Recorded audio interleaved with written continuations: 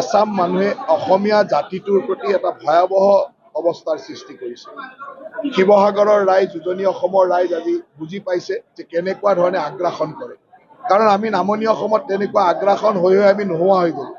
এতিয়া আমি বুজিলেও আমি তাত সমাধানৰ সূত্ৰ বিচাৰি পোৱা নাই। কিন্তু উজনি অসমৰ ৰাইজ যদি আজিয়ে জাগে, হয়তো এই সমাধানৰ সূত্ৰটো ক'ৰবাত ওলাব।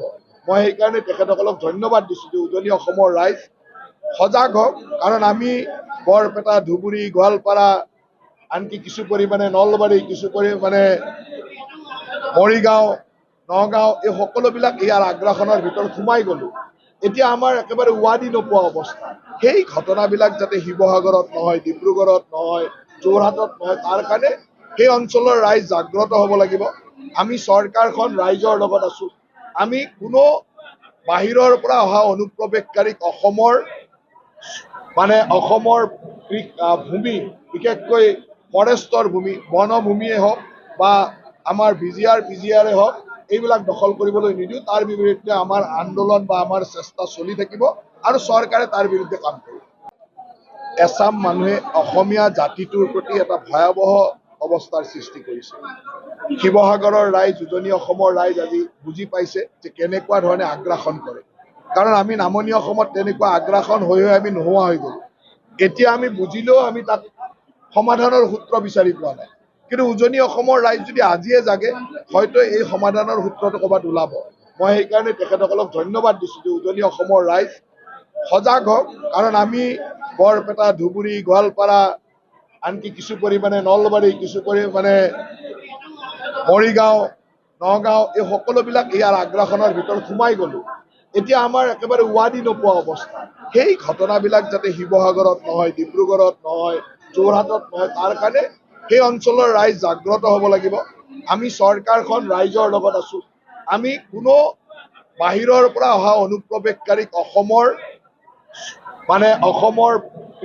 ভূমি, বিশেষকৈ ফৰেষ্টৰ ভূমি, বনভূমিয়ে হওক বা আমাৰ BGR, হওক, এইবিলাক দখল কৰিবলৈ নিদিওঁ। তাৰ বিৰুদ্ধে আমাৰ আন্দোলন বা আমাৰ চেষ্টা চলি থাকিব আৰু চৰকাৰে তাৰ বিৰুদ্ধে কাম কৰিব।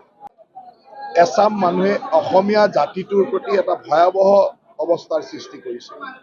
শিৱসাগৰৰ ৰাইজ, উজনি অসমৰ ৰাইজ আজি বুজি পাইছে যে কেনেকুৱা ধৰণে আগ্ৰাসন কৰে। কাৰণ আমি নামনি অসমত তেনেকুৱা আগ্ৰাসন হৈ আমি নোহোৱা হৈ গ'লো।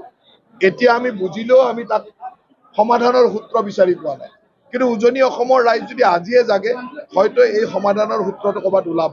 মই সেইকাৰণে তেখেতসকলক ধন্যবাদ দিছোঁ যে উজনি অসমৰ ৰাইজ সজাগ হওক। কাৰণ আমি বৰপেটা, ধুবুৰী, গোৱালপাৰা, আনকি কিছু পৰিমাণে নলবাৰী, কিছু পৰিমাণে মৰিগাঁও, নগাঁও, এই সকলোবিলাক ইয়াৰ আগ্ৰাসনৰ ভিতৰত সোমাই গ'লো। এতিয়া আমাৰ একেবাৰে উৱাদি নোপোৱা অৱস্থা। সেই ঘটনাবিলাক যাতে শিৱসাগৰত নহয়, ডিব্ৰুগড়ত নহয়, যোৰহাটত নহয়, তাৰ কাৰণে সেই অঞ্চলৰ ৰাইজ জাগ্ৰত হ'ব লাগিব। আমি চৰকাৰখন ৰাইজৰ লগত আছোঁ। আমি কোনো বাহিৰৰ পৰা অহা অনুপ্ৰৱেশকাৰীক অসমৰ